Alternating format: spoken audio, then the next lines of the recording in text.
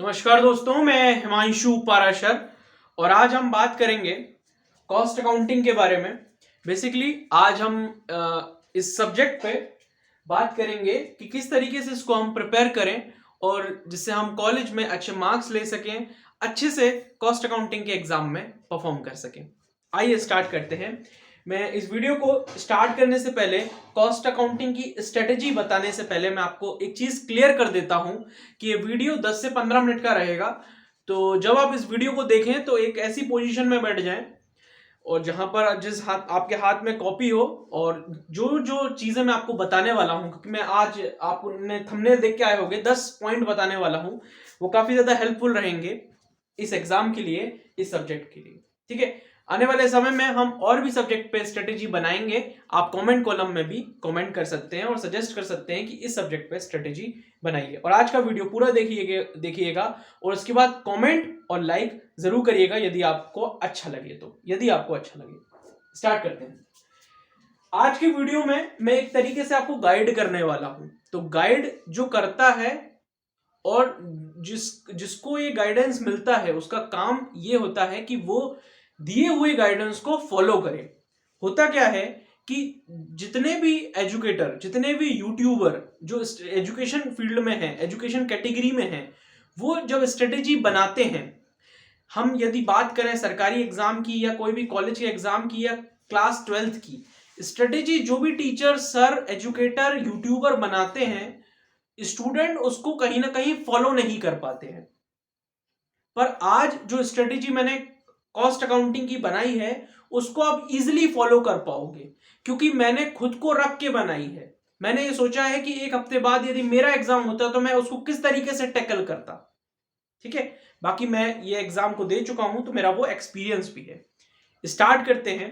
ये सारी बातें जितनी भी मैंने बताई, ये सभी इंपॉर्टेंट है, तो इनको ध्यान में रखिएगा। कॉस्ट अकाउंटिंग बीकॉम में सेकेंड ईयर में आता है, कुछ लोगों के फर्स्ट ईयर में भी आ जाता है, कुछ लोगों में फाइनल ईयर में आता है कॉस्ट अकाउंटिंग, और इसको कॉस्ट अकाउंट्स भी बोलते हैं। तो कंफ्यूज मत होइएगा, यदि आपका सब्जेक्ट कॉस्ट अकाउंट्स हो तो वो भी सेम है। पहली चीज अब मैं आपको बता दूं, पहला पॉइंट शुरू हो गया। पहले पॉइंट से सारी चीजें स्टार्ट हो जाएंगी। ठीक है, तो पहला पॉइंट ये है कि आपको 2019 का मैं आपको क्वेश्चन पेपर दूंगा। अब नोट डाउन करना है, करने वाला काम शुरू हो चुका है और स्ट्रेटेजी का वीडियो भी शुरू हो चुका है। क्लियर? तो 2019 का मैं आपको एक क्वेश्चन पेपर दे रहा हूं। आप बोलोगे हमको तो एग्जाम 2022 में देना है, आप बोलोगे कि हमको तो एग्जाम 2023 में देना है, तो आप 2019 का क्वेश्चन पेपर क्यों करवा रहे हो? उसके पीछे कारण ये है क्योंकि इसमें जो क्वेश्चन पेपर में जो क्वेश्चंस हैं वो काफी ज्यादा इंपॉर्टेंट हैं। इस वजह से 2019 का मैं क्वेश्चन पेपर आपको पहले वाले कमेंट में दे दूंगा। ठीक है, पहले वाले कमेंट में, इसी वीडियो के पहले वाले कमेंट में देख लेना इसका क्वेश्चन पेपर का क्या करना है। इसमें जो क्वेश्चंस हैं उनको आपको प्रिपेयर करना है। इनमें जो क्वेश्चंस होंगे 2019 के क्वेश्चन पेपर में, उनको आपको प्रिपेयर करना है। ये क्वेश्चन पेपर यदि आपको पहले वाले कमेंट में नहीं मिलेगा तो Himanshu coaching classes Telegram channel है, वहां पर आपको मिल जाएगा 2019 का कॉस्ट अकाउंटिंग का क्वेश्चन पेपर। ये पहली चीज है। तो आपको जो भी मैं आपको गाइड कर रहा हूं, जिस तरीके से भी मैं गाइड कर रहा हूं, आपको उस चीज को फॉलो करना है। मैं आपको 100% गारंटी दे सकता हूं कि इससे आपका रिजल्ट में इंप्रूवमेंट डेफिनेटली आपको देखने को मिलेगा कॉस्ट अकाउंटिंग सब्जेक्ट के अंदर, डेफिनेटली। ठीक है, चलिए, तो 2019 का क्वेश्चन पेपर में जो क्वेश्चंस आए हैं उनको प्रिपेयर करना है, ये पहली चीज है। दूसरे पॉइंट पे आऊं, दूसरे पॉइंट पे ये है, दूसरा जो पॉइंट है वो ये है इंपॉर्टेंट क्वेश्चंस वाला। तो ये रिस्पॉन्स पर डिपेंड करेगा आपके। मैं आपको बता देता हूं मैं क्या बोलना चाह रहा हूं। इंपॉर्टेंट क्वेश्चंस कॉस्ट अकाउंटिंग के मैं सोच रहा था देने की।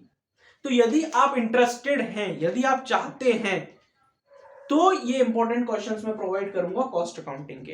पर उस पे एक कंडीशन है मेरी। वो कंडीशन ये है कि आपका जब रिस्पॉन्स अच्छा होगा, मतलब जो कॉस्ट अकाउंटिंग के स्टूडेंट्स हैं उनका रिस्पॉन्स अच्छा होगा, ज्यादा से ज्यादा वीडियो को शेयर करेंगे, तब मैं ये इंपॉर्टेंट क्वेश्चंस प्रोवाइड कर पाऊंगा। क्योंकि जब हम इंपॉर्टेंट क्वेश्चंस देते हैं तो रिसर्च करना पड़ता है। जैसे 2019 का क्वेश्चन पेपर हुआ तो 20 का हुआ, 21 का हुआ, 22 का हुआ, सारे क्वेश्चन पेपर देखने के बाद ये चीज डाली जाती है और डिफरेंट डिफरेंट यूनिवर्सिटीज के देखने पड़ते हैं, तब जाके इंपॉर्टेंट क्वेश्चन दिए जाते हैं। ठीक है, तो समय लगता है, इसलिए डिमांड यदि होगी तो ये इंपॉर्टेंट क्वेश्चंस आपको मिलेंगे। बाकी मैंने पिछले टाइम में मतलब आज से 2 साल पहले मैंने कॉस्ट अकाउंटिंग पर के इंपॉर्टेंट क्वेश्चंस पे वीडियो बनाई थी, वो मैं सेकंड कमेंट पर इंपॉर्टेंट क्वेश्चंस दे दूंगा। बाकी आप नए अपडेटेड चाहते हैं तो आपको रिस्पांस देना पड़ेगा। यदि वीडियो पे 1000 व्यूज से ज्यादा हो जाते हैं विद इन 1 वीक तो डेफिनेटली आपको इंपॉर्टेंट क्वेश्चंस मिल जाएंगे कॉस्ट अकाउंटिंग। ये वाली बात क्लियर है। अब थर्ड पॉइंट पे चलते हैं। वीडियो को बड़े ही शांति से देखने की कोशिश करिए, हर एक पॉइंट को नोट करने की कोशिश करिए।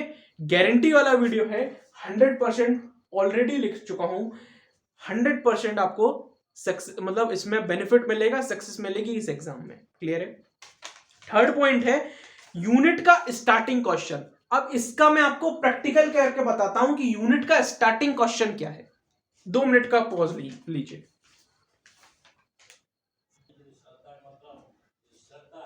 देखिए, मैं जो प्रैक्टिकल आपको करके बता रहा था वो चीज क्या है। मैंने आपको थर्ड पॉइंट बोला था यूनिट का स्टार्टिंग क्वेश्चन करिए, तो मैंने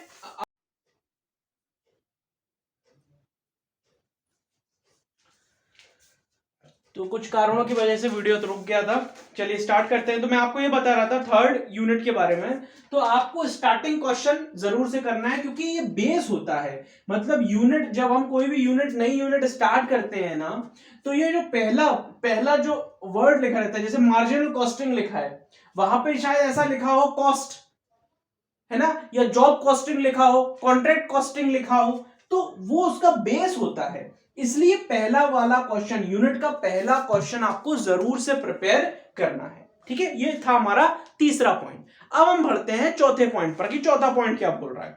यूनिट का लास्ट क्वेश्चन जरूर करना है। देखो, मैंने आपको बोला था मैं प्रैक्टिकल करके आपको बता रहा हूं, तो ये मैंने राइटिंग पे मत जाना, समझने की कोशिश करना। मैं क्या बोल रहा हूं, यहाँ पे आपको फ्लैश पड़ रहा होगा तो शायद यहाँ पे दिख नहीं रहा हो, मैं बोल के आपको सारी चीजें क्लियर कर दूंगा अभी। ठीक है, तो मान के चलो ये एक यूनिट है, इसका हमने पहला वाला क्वेश्चन कर लिया। ठीक है, ये पूरा सिलेबस है, इस यूनिट से ये पूरा सिलेबस आने वाला है। ठीक है, हमने ये पहला वाला टॉपिक कर लिया, मतलब पहला क्वेश्चन हमारा प्रिपेयर हो गया। अब हमने प्रॉफिट वॉल्यूम नहीं पढ़ा, प्रॉफिट वॉल्यूम रेशियो नहीं पढ़ा, ब्रेक इवन पॉइंट नहीं पढ़ा। ठीक है, हमने मार्जिन ऑफ सेफ्टी नहीं पढ़ा, पर लास्ट क्वेश्चन क्या है, लास्ट टॉपिक क्या है, स्टैंडर्ड कॉस्टिंग, तो ये जरूर हम पढ़ लेंगे। ठीक है ना। यूनिट का तीसरा पॉइंट मैंने बताया था, यूनिट का स्टार्टिंग क्वेश्चन करना ही करना है और यूनिट का लास्ट क्वेश्चन करना ही करना है।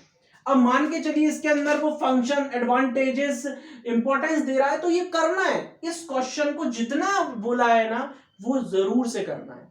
इसके अंदर फंक्शन बोल दिए हो, इंपॉर्टेंट बोल दिए, एडवांटेजेस, सब कुछ करना है इसके अंदर बस। ठीक है, और ये लास्ट क्वेश्चन, इसके अंदर भी यदि मान के चलो सिर्फ स्टैंडर्ड कॉस्टिंग की मीनिंग दी है तो सिर्फ मीनिंग पढ़ लो। यदि आपको functions, importance, advantage, disadvantage, demerit, merit, demerit सब कुछ दिया है ना, तो इसको सब कुछ पढ़ना पड़ेगा आपको इसके लास्ट क्वेश्चन का। समझ रहे हो मेरी बात, मैं क्यों बोल रहा हूं? है ये कारण है ना, ये कोई रीजन है, किसी रीजन के कारण ये बता रहा हूं कि पहला और लास्ट क्वेश्चन आपको जरूर से पढ़ना है।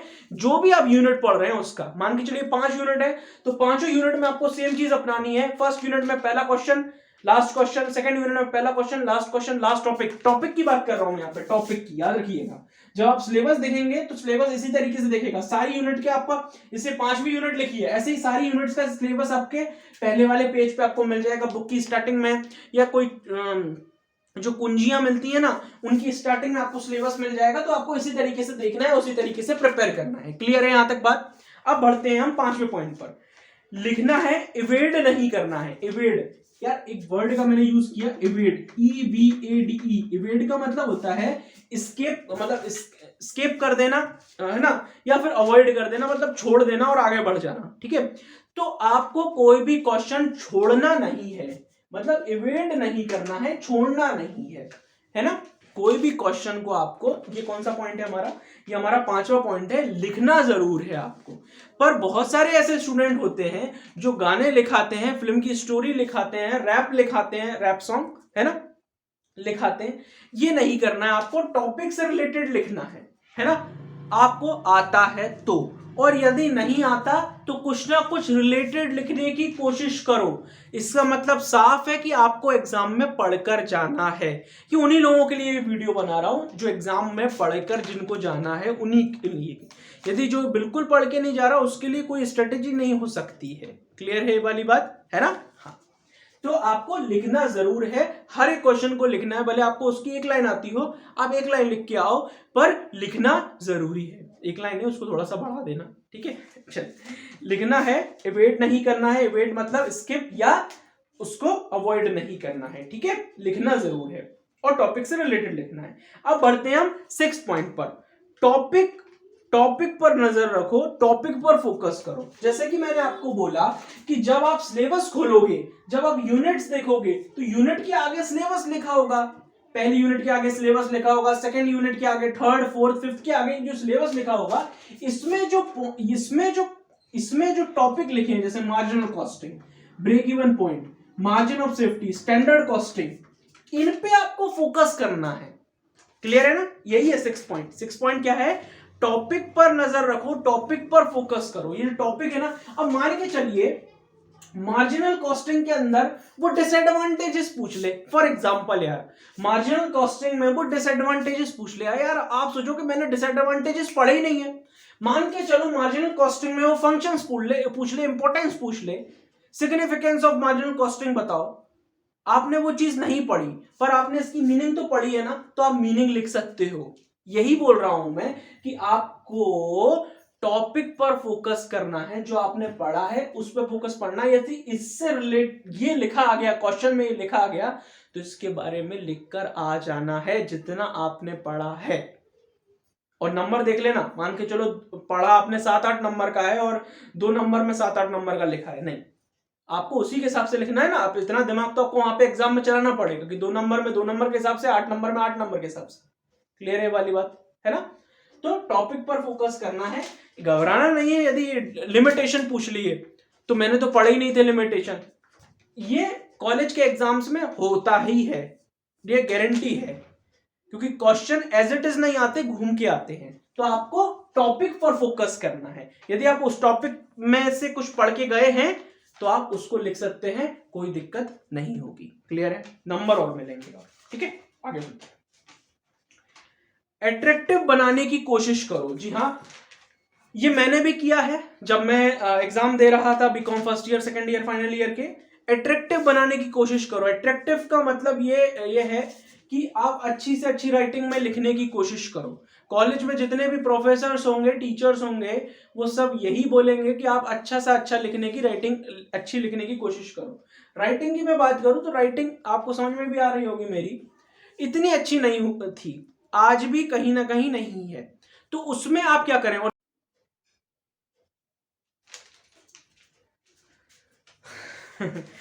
स्टोरेज फुल हो गई थी, इस वजह से वीडियो पॉज हो गया था, मेरे को फिर से वीडियो स्टार्ट करना पड़ा। तो मैं कहां तक आपको समझा चुका था? मैं समझा चुका था आपको 9 पॉइंट समझा रहा था मैं। समझने की कोशिश करना है जो भी हमने किया है उसमें। मतलब मान के चलिए आपने एक यूनिट में 2 क्वेश्चन प्रिपेयर करे हैं, 2 टॉपिक प्रिपेयर करे। मैं 2 क्वेश्चन नहीं, टॉपिक बोलता हूं मैं। 2 टॉपिक आपने प्रिपेयर करे हैं, तो आपको उनका ही रिवीजन अच्छे से करके जाना है, ठीक है? अब मान के चलो आपको एग्जाम को 1 महीना है।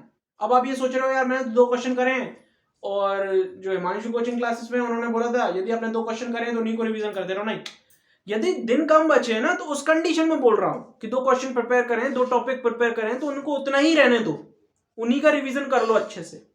समझ में आ रही बात? पर यदि समय है तो आप कर सकते हो, कोई दिक्कत वाली बात नहीं है ना। यदि मान के चलो 10 दिन है, तो 10 दिन में ये आपको रिस्क नहीं लेना है। मतलब जितना पढ़ा है उसी पे फोकस करना है, क्योंकि ये चीज माइंड में रखना है कि कॉस्ट अकाउंटिंग में बहुत कुछ है, मैं सब कुछ नहीं कर सकता। हाँ, मुझे करना है, ऐसा नहीं कि मुझे करना ही नहीं है, कुछ क्वेश्चंस तो मुझे करना ही पड़ेंगे, डेफिनेट, ठीक है? लास्ट पॉइंट है, और इस वीडियो के बाद, इस 10वें पॉइंट के बाद ये वीडियो को हम स्टॉप कर देंगे। हर यूनिट पूरी कंप्लीट होना चाहिए, आई मीन सिलेबस कवर होना चाहिए। मेरे कहने का मतलब ये, सिलेबस कवर होना चाहिए। मान के चलिए आपके एग्जाम में 7 यूनिट है कॉस्ट अकाउंटिंग के अंदर, तो आपको 7 यूनिटों को पढ़कर जाना है एग्जाम में।